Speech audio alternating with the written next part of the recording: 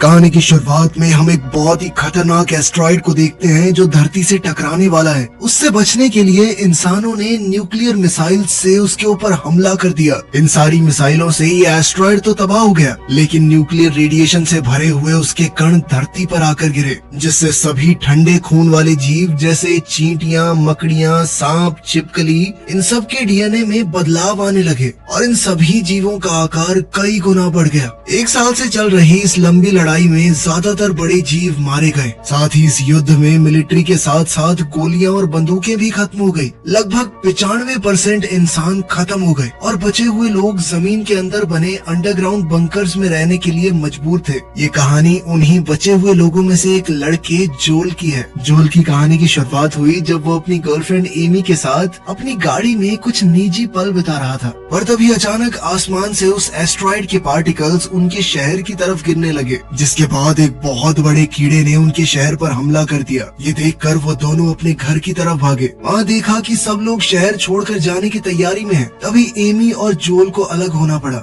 जाने से पहले जोल ने एमी से कहा कि वो उसे जल्द ही ढूंढ लेगा। जाते वक्त रास्ते में जोल का परिवार इन जीवों के हमले में फंस गया। जोल तो गाड़ी से निकल गया, लेकिन उसके माँ बाप अंदर ही फंसे रह गए। अपने आखिरी लम्हों में जोल की माँ ने उससे भागने को कहा। ना चाहते हुए भी जोल जैसे ही वहाँ से आगे गया, एक विशालकाय जीव ने उनकी गाड़ी पर पैर रख दिया। अपने माँ बाप को अपनी आंखों के सामने मरता देख जोल सुन्न रह गया। आसपास के लोगों ने जोल को पकड़कर वहाँ से ले जाने के लिए गाड़ी में बैठाया, लेकिन जोल इस हादसे से उभर नहीं पाया। इस हादसे को अब 7 साल बीत चुके हैं। जोल अब उन्हीं लोगों के साथ है जिन्होंने उसकी जान बचाई थी। इस बंकर में सभी अपने अपने पार्टनर्स के साथ रहते हैं, सिवाय जोल के। जोल अभी भी अपने माँ बाप के हादसे से उभर नहीं पाया था और उसकी घबराहट के चलते उसे बाहर नहीं भेजा जाता था, और तब से उसके अंदर एक घबराहट बैठ गई थी। जैसे ही वो इन जीवों को देखता तो सुन्न रह जाता, कुछ भी कर नहीं पाता था। उसकी इसी घबराहट के चलते उसे कभी बाहर नहीं भेजा जाता था। जोल बंकर के अंदर ही सबके लिए खाना बनाता, साफ सफाई करता, और पिछले 7 साल से वो अपनी जिंदगी ऐसे ही काट रहा था।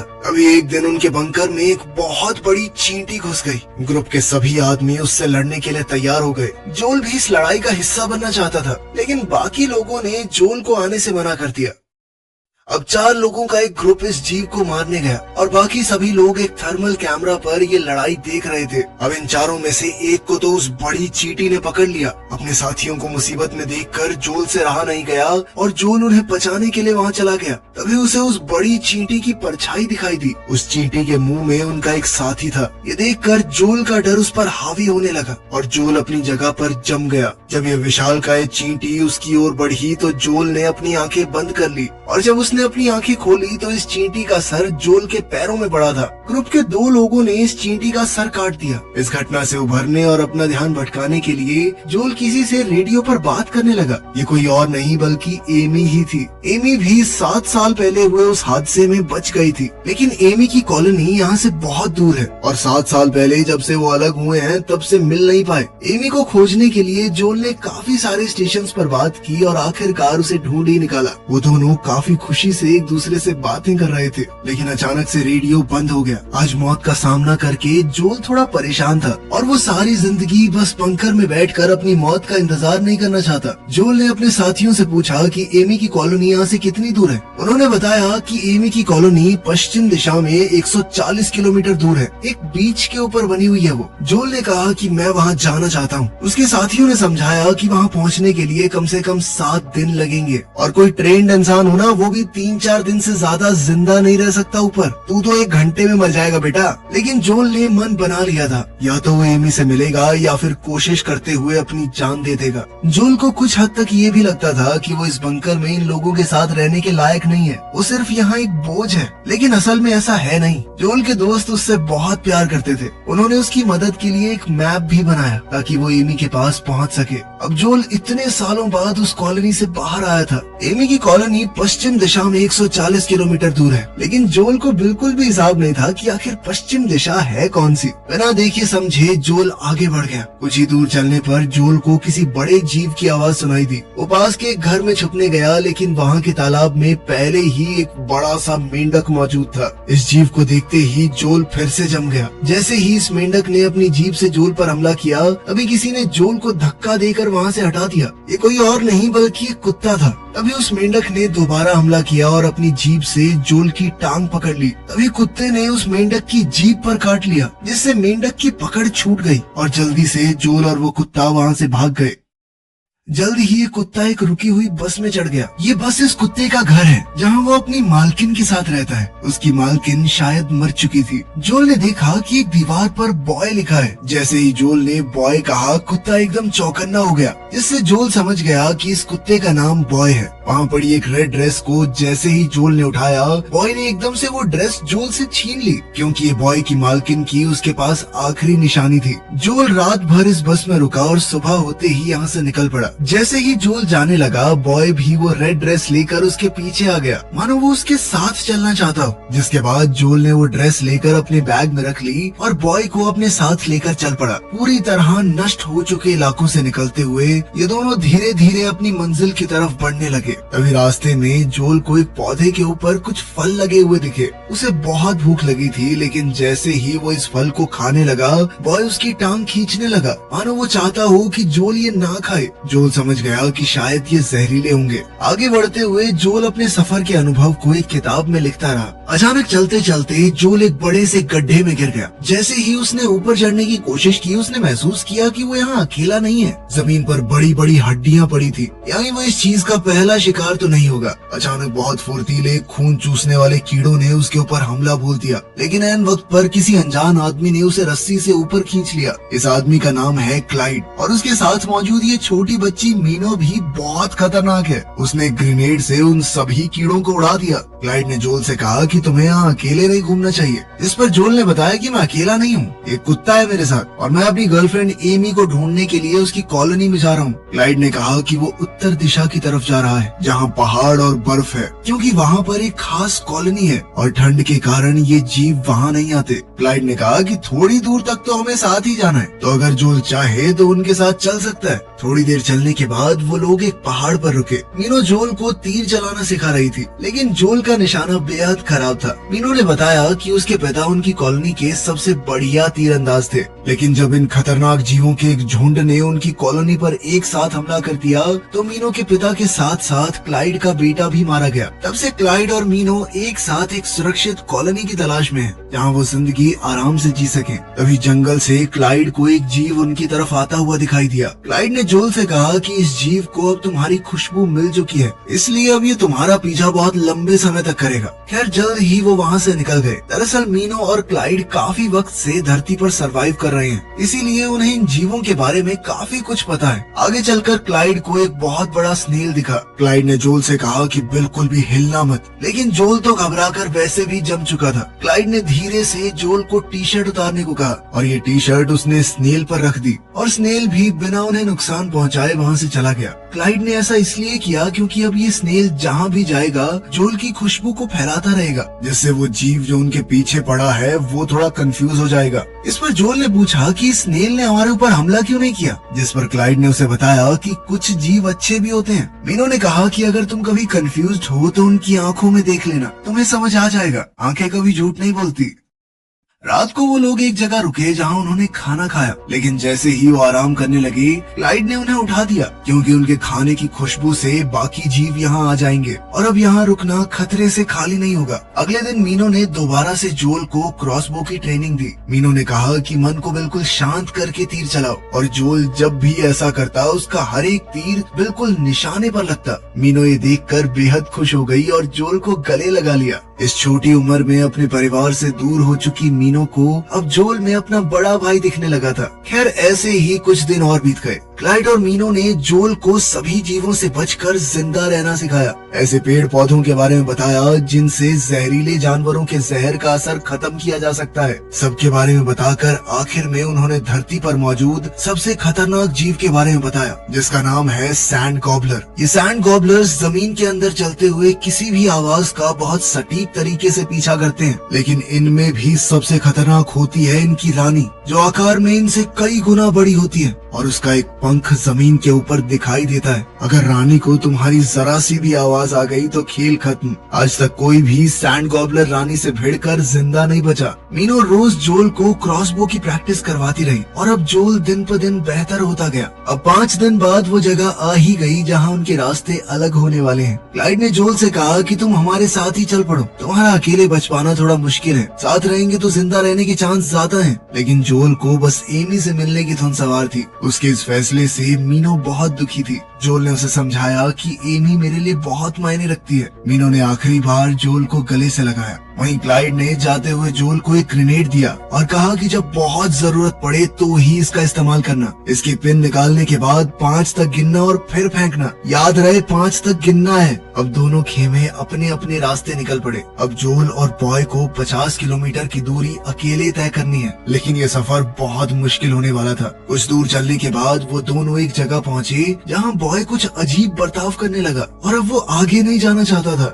डर के मारे वो एक पेडल बोट के नीचे छुप गया। जोल बॉय को बाहर निकलने के लिए बोल ही रहा था कि तभी जोल के पैरों के नीचे से कई सारे पैर निकलते हैं। ये एक बहुत बड़ा सेंटीपीड था। जोल ने डरते हुए अपनी क्रॉसबो निकाली, लेकिन ये जीव जोल के बहुत पास आ गया। वो अपनी पूंछ से जोल को पकड़ने ही वाला था कि तभी बॉय के भौंकने से वो डर गया और अपनी पूंछ से जोल पर हमला करके उसे बहुत दूर फेंक दिया। अब इस जीव ने बॉय को मारने के लिए बोट को हर तरफ से घेर कर उसे पलट दिया। वहीं जोल की आंखों के सामने फिर से अपने माँ बाप को खोने का वो दृश्य चलने लगा। लेकिन इस बार जोल जमा नहीं। वो अपने डर पर काबू पाते हुए उठ खड़ा हुआ और क्रॉसबो से इस जीव की तरफ तीर चलाया। ये तीर इस जीव की गर्दन पर जा लगा, जिससे वो गुस्से में बौखला गया। अब बॉय को छोड़कर वो तेजी से सीधा जोल की तरफ आया, लेकिन ठीक वक्त पर जोल ने तीर चला दिया जो सीधा इस जीव के सर पर जा लगा। जोल के इस हमले से वो एक ही बार में ढेर हो गया। जोल डर से कांप रहा था। उसे यकीन नहीं हो रहा था कि उसने सच में इतने बड़े जीव को मार दिया। तभी जोल को बॉय दिखा और बॉय भागता हुआ जोल के पास आया। जोल अपने माँ बाप को चाहे न बचा पाया हो, लेकिन आज उसने अपने डर पर काबू पाकर बॉय की जान तो बचा ली। अगले दिन सुबह ये दोनों एक बड़े से खड्डे के पास पहुंचे और बॉय फिर से अजीब हरकतें करने लगा, भागने लगा। जोल समझ गया कि कोई खतरा पास में है। तभी जोल ने जमीन के अंदर से एक जीव को अपनी तरफ आते हुए देखा, जिसका एक पंख बाहर है, यानी ये तो रानी है, सैंड गॉबलर्स की रानी। जोल ने बचने के लिए एक छोटा सा खिलौना दूर फेंक दिया ताकि रानी उसकी आवाज से उस ओर चली जाए। और जिस तरफ जोल ने वो खिलौना फेंका, सैंड गॉबलर क्वीन वहाँ जमीन फाड़ कर बाहर निकल आई। जोल बिना वक्त बर्बाद किए वहाँ से भागा और रानी भागी उसके पीछे। भागते हुए जोल अचानक नीचे गिर पड़ा और उसका बैग उससे छूट गया। जोल बॉय के पीछे पीछे एक पेड़ के तने में छुप गया। जोल ने बॉय का मुंह बंद कर दिया ताकि कोई आवाज ना आए, और जब कोई आवाज नहीं आई तो वो रानी वहाँ से जाने लगी। लेकिन तभी जॉय के बैग से बॉय की मालकिन की रेड ड्रेस नदी में गिर गई। ये देखते ही बॉय अपनी जान की भी ना परवाह करते हुए उस ड्रेस को बचाने के लिए भागा। जोल ने उसे रोकने की कोशिश की, लेकिन बॉय नहीं रुका। अब क्वीन दोबारा से उनकी तरफ आने लगी। बॉय को बचाने के लिए जोल अपने बैग की तरफ भागा और वो ग्रेनेड निकाला। फिर निकाल कर जोल जैसे ही 5 तक गिनने लगा, ग्रेनेड उसके हाथ से फिसल गया। जैसे ही जोल ग्रेनेड उठाने लगा, क्वीन वहाँ आ गई और जोल पर अटैक कर दिया। लेकिन जोल ने वो ग्रेनेड जल्दी से हड़बड़ाकर क्वीन के मुंह में डाल दिया और खुद नदी में कूद गया। उसके इस हमले से क्वीन के चीथड़े उड़ गए। जोल खुशी से पागल हो गया, लेकिन वो बॉय से बहुत नाराज था। जैसे ही जोल पानी से बाहर निकला, उसने देखा कि लीच जैसे कुछ जीव उसके पूरे शरीर पर चिपक चुके हैं। घबराकर जोल इन लीचेस को एक एक करके अपने शरीर से निकालने लगा। साथ ही वो इस पूरी घटना के लिए बॉय को जिम्मेदार मानता है। जोल बॉय को डांट रहा था कि इस घटिया सी ड्रेस की वजह से हम दोनों की जान चली जाती। बॉय इस बात पर नाराज हो गया और जोल को अकेला छोड़कर चला गया। जल्द ही जोल लीचेस के जहर से लड़खड़ाने लगा। जहर की वजह से उसे भ्रम होने लगी, चीजें दिखने लगी। इस मदहोशी की हालत में वो थोड़ी दूर जाकर बेहोश हो गया। तभी उसे वो पौधा दिखा जो जहर को काट सकता है। जोल ने जल्दी से वो पौधा खा लिया और नशे की हालत में आगे बढ़ने लगा, लेकिन उसके अंदर ज्यादा चलने की हिम्मत नहीं थी। इसीलिए जोल एक जगह टिक कर बैठ गया। जिसके बाद अचानक से जोल को वहाँ एमी दिखाई दी। 7 साल बाद एमी को दोबारा देखकर जोल ने उसे देखते ही किस कर दिया और फिर दोबारा से बेहोश हो गया। जब होश आया तो उसने देखा कि जोल अब एमी की कॉलोनी में है। एमी को सच में अपने सामने देखकर जोल को बहुत खुशी हुई और हैरानी भी। एमी ने उसे आराम करने को कहा। जोल ने कहा कि इतने वक्त बाद तुम्हें दोबारा से चूम कर मुझे बहुत अच्छा लगा, लेकिन एमी ने बताया कि तुमने मुझे नहीं, इस बुढ़े को किसकी थी। इसके बाद एमी ने बताया कि उनकी कॉलोनी में कुछ लोग आए हैं, जिनमें से एक जहाज का कैप्टन है और वो सब लोगों को एक सुरक्षित जगह ले जाना चाहता है। जोल को ये बातें कुछ अजीब सी लगी, लेकिन तभी एमी किसी काम से वहाँ से चली गई। जब जोल अपने कमरे से बाहर आया तो कॉलोनी की सुंदरता को देखकर दंग रह गया और साथ ही बाहर आने पर उसने एक बीच देखा। एमी की कॉलोनी अंडरग्राउंड तो है, लेकिन पीछे समुद्र होने की वजह से वो लोग सुरक्षित हैं, क्योंकि ये सारे जीव पानी पसंद नहीं करते। जोल को बाहर देखकर एमी उससे बात करने आई। तभी वो कैप्टन और उसके कुछ साथी भी वहाँ आ गए। एमी ने कैप्टन से जोल का परिचय करवाया और बताया कि ये 7 दिन का सफर तय करके यहाँ पहुँचा है। कैप्टन इस बात से काफी इम्प्रेस हुआ और उसने बताया कि पहले वो आर्मी में था और अब बचे हुए लोगों को अपनी शिप से एक बेस पर ले जाता है, जहाँ वो इन खतरनाक जीवों से दूर आराम से जिंदगी काट सकते हैं। जब जोल और एमी को अकेले बात करने का वक्त मिला तो जोल ने एमी से पूछा कि मैं इतनी दूर सिर्फ तुमसे मिलने आया हूँ, लेकिन तुम मुझे देखकर उतनी खुश क्यों नहीं लग रही। एमी ने बताया कि इन सालों में काफी कुछ बदल चुका है। उसने अपने माँ बाप को खो दिया और पिछले साल उस शख्स को भी जिससे वो बेहद प्यार करती थी। ये सुनकर जोल की दुनिया ही हिल गई। अब जोल को एहसास हुआ कि यहाँ आने से पहले उसे एमी से पूछना तो चाहिए था कि तुम मुझसे मिलना भी चाहती हो या नहीं, लेकिन एमी ने कहा कि ये उसकी गलती है। उसे रेडियो पर जोल को पहले ही बता देना चाहिए था सब कुछ, लेकिन एमी ने कहा कि मैं फिर भी खुश हूँ कि तुम यहाँ आए हो। अब हम कैप्टन के साथ जाकर हमेशा के लिए इन जीवों से छुटकारा पालेंगे और हम दोस्त तो रह ही सकते हैं। बंदा 140 किलोमीटर डायनासोर जैसे कीड़ों से लड़ते हुए जान हथेली पे रख के आया इसके लिए, और ये फ्रेंड जोन कर रही है। कैसी लुच्ची औरत है भाई ये। दोस्त तो रह ही सकते, दोस्त तो उसके वहाँ भी थे। जोल इस वक्त कुछ भी सोचने समझने की हालत में नहीं था। कुछ देर बाद जोल ने रेडियो से अपनी कॉलोनी से बात करने की कोशिश की, लेकिन बात नहीं हो पाई। तभी वो बूढ़ा आदमी जोल के पास आया और कुछ फल और बियर जोल को दी। ये एक नई जिंदगी की शुरुआत के लिए कैप्टन की तरफ से पूरी कॉलोनी के लिए गिफ्ट है। अब जोल ने वो मैप देखा जो उसके दोस्तों ने उसे दिया था। इस मैप के पीछे उन्होंने उसके लिए मैसेजेस लिखे थे, जिन्हें पढ़कर जोल भावुक हो गया और उसे समझ आया कि उसकी कॉलोनी के लोग उससे कितना प्यार करते हैं। और एक लड़की जिससे वो 7 साल से नहीं मिला था, उससे मिलने के चक्कर में वो उनको छोड़ के आ गया। तभी रेडियो पर जोल की कॉलोनी का एक मैसेज आया। वो सब जोल की आवाज सुनकर बेहद खुश हुए कि वो इतनी दूर पहुंच गया। जोल ने अपने साथ हुई सारी घटनाएं सुनाई, जिनसे वो सब बहुत हैरान थे कि जोल ने ये सब अकेले कैसे कर लिया। जोल ने उनसे पूछा कि वो सब कैसे हैं। तब उन्होंने बताया कि जोल के जाने के बाद वहाँ काफी बार हमला हुआ और वो कॉलोनी अब सुरक्षित नहीं है। तभी अचानक कनेक्शन टूट गया। अब जोल ने फैसला कर लिया कि वो अपने दोस्तों के लिए वापस जाएगा और उन्हें बिना लिए कैप्टन के साथ आगे नहीं बढ़ेगा।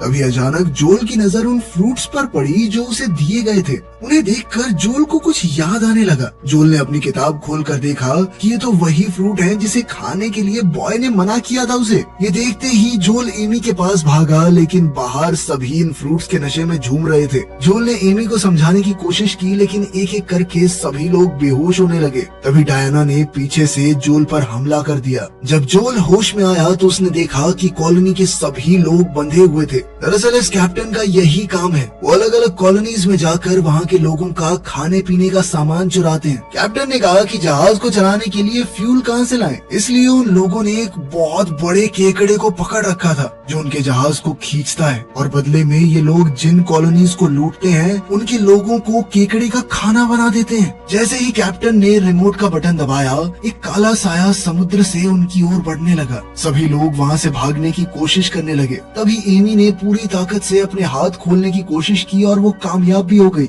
इसी के साथ उसने जोल को भी छुड़ा लिया। एमी ने कहा कि मैं इन 3 लोगों से निपटती हूँ, तुम इस केकड़े को संभालो। अब एमी गेट का टुकड़ा लेकर उनमें से एक आदमी की तरफ गोलियों से बचते हुए भागी और उस पर हमला कर दिया, जिसके बाद वो दोनों ही बेहोश हो गए। दूसरी तरफ वो केकड़ा पास आ रहा था। जोल ने पास पड़ी एक रॉड उठाई और केकड़े की तरफ भागा। वो केकड़ा जैसे ही जोल पर कूदा, जोल ने अपनी रॉड से उसे मारकर उल्टा गिरा दिया। उल्टा गिरने की वजह से वो केकड़ा अब उठ नहीं पा रहा था। जैसे ही जोल उस केकड़े को मारने के लिए आगे बढ़ा, कैप्टन ने अपने रिमोट से उस केकड़े को बिजली का जोरदार झटका दिया, जिसके बाद वो केकड़ा झन्न से उठ खड़ा हुआ और उसने जोल पर जबरदस्त वार किया। जब एमी को होश आया उसे अपने सामने डायना दिखी और इन दोनों के बीच लड़ाई शुरू हो गई, लेकिन डायना ने एमी को आसानी से हरा दिया। इधर वो केकड़ा जैसे ही जोल की तरफ बढ़ रहा था, अचानक बॉय वहाँ आ गया और उस केकड़े और जोल के बीच में खड़ा हो गया। वो केकड़ा बॉय को देखकर थोड़ा शांत हो गया। कैप्टन ने डायना से कहा कि इस कुत्ते को मार दो।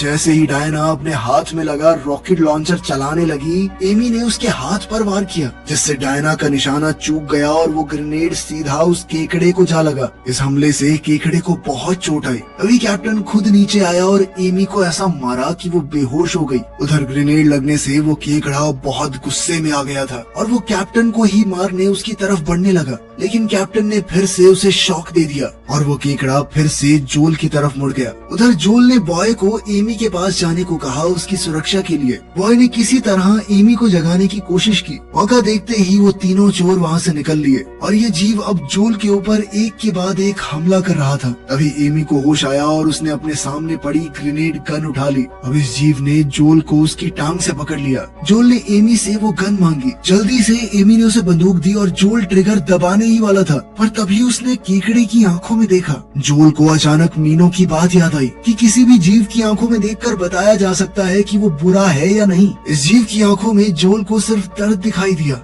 जो उस चेन से हो रहा था, जिसकी मदद से उसे बार बार शॉक दिया जा रहा है। जोल ने चेन की तरफ निशाना लगाया और केकड़े को आजाद कर दिया, जिसके बाद केकड़े ने जोल के ऊपर बिल्कुल हमला नहीं किया। जैसे ही जोल नीचे गिरा, एमी उसके पास आ गई। तभी वो केकड़ा भी जोल के पास आने लगा, लेकिन पास आकर ऐसे रुक गया मानो वो जोल को अपनी आजादी के लिए शुक्रिया कहना चाहता हो। और फिर वो कैप्टन के जहाज की तरफ बढ़ने लगा। कैप्टन इस वक्त जहाज पर पहुंच चुका था। उसने अपने रिमोट से केकड़े को शॉक देने की कोशिश की, लेकिन कुछ भी नहीं हुआ। अब वो समझ चुका था कि उसकी टाई टाई फिस होने वाली है। इसके बाद वो केकड़ा एक एक करके उन तीनों को जिंदा निकल गया और साथ ही उनके जहाज को भी तबाह कर दिया। ये सब हो जाने के बाद जोल अब अपनी कॉलोनी वापस जाने के लिए तैयार हो गया, लेकिन जोल ने जिस बहादुरी से एमी और उसकी पूरी कॉलोनी की जान बचाई थी, ये देखने के बाद एमी दोबारा से जोल को पसंद करने लगी थी और उसने जोल को रुकने के लिए कहा। लेकिन जोल ने कहा कि मेरे दोस्तों को मेरी जरूरत है, इसीलिए मुझे तो जाना ही होगा। जोल ने एमी को इन जीवों से लड़ने के लिए अपनी लिखी हुई किताब दी, जिसके अंदर उसने इन सब की कमजोरियाँ लिखी हुई हैं। जोल ने एमी को शुक्रिया कहा क्योंकि उसी के कारण जोल यहाँ तक आया और इस सफर ने उसकी जिंदगी बदल दी। जाते हुए जोल ने हिम्मत करके